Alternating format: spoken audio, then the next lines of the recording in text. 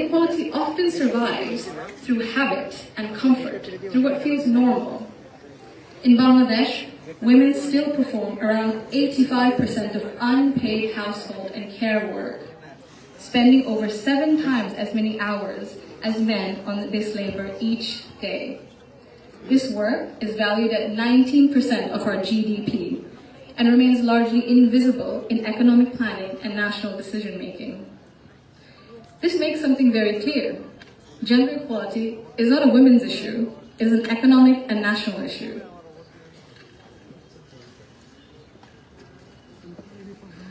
When women carry the bulk of responsibility, their participation in the formal economy suffers. Despite significant gains in girls' education, women's labor force participation in Bangladesh remains below 40% compared to over 80% for men.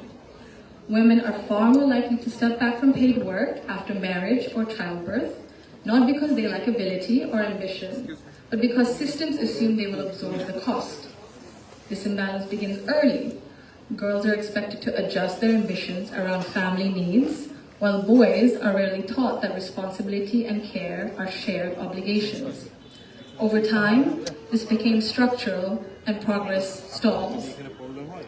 Women are already leaders, and many of those leaders are in this room today. Women who have carried institutions, families, movements, and communities forward, generation after generation. Bangladesh's progress bears your fingerprints, even when history has not always said your name out loud. This brings me to a central point. Belief means nothing without action. To the men among us, our fathers, our brothers, our sons, our husbands, our colleagues and friends, your support for women's rights matters. Your celebration of women's success matters, but equality cannot survive on words alone. If systems and expectations continue to rely on women's sacrifice as the default, inequality continues comfortably. Fathers, in particular, I believe, have a unique role in breaking this cycle. I'm an only child, and I never was once made to feel that my parents wished for a son instead. My father once scolded someone for even asking that question. He understood that while I was treated with respect and care at home, the world outside would not always be the same. So he made sure that I could navigate it with confidence. What shaped me were not his speeches, but his consistency. Through his daily choices, he showed me what I should expect from the world. This is how change becomes sustained. When men confront in our lives, in our homes, unconscious bias, honestly, and model their behavior through respect and action, they create space for women, not just to survive, but to thrive. In Bangladesh, the cost of inaction is visible. Girls' dropout rates sharply rise during adolescence. Women in public life, in leadership, face harsher judgment. In Bangladesh alone, there's a statistic that 78% of women have faced harassment online, primarily from Facebook. Education and opportunity collapse if inequality at home and in mindset remains untouched.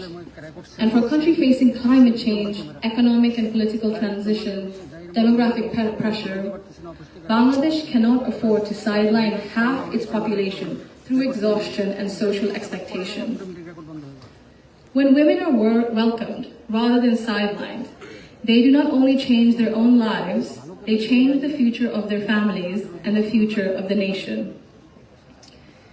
If Bangladesh wants real progress, not symbolic success stories, but sustained national development, then empowerment cannot stop only at classrooms, only in offices or policies.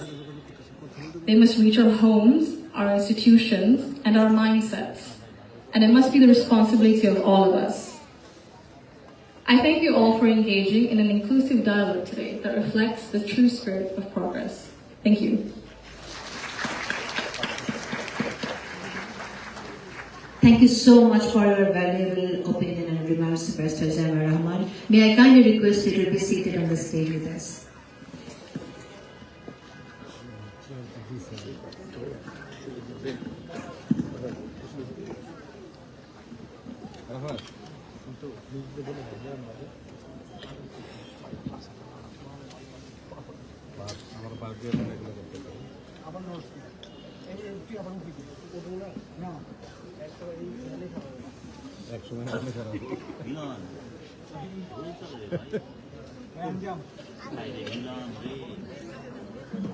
কোন মূল্যে নেবে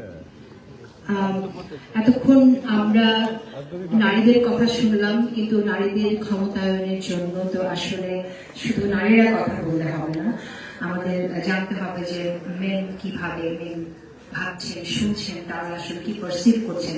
সেই জায়গা থেকে আমাদের এখানে একজন special guest আছেন, যিনি আসলে পলিসি মেকিং এর আগেও ছিলেন, তিনি সংস্কারের সাথেও তিনি রিফর্ম নিয়েও কথা বলেছেন অনেক।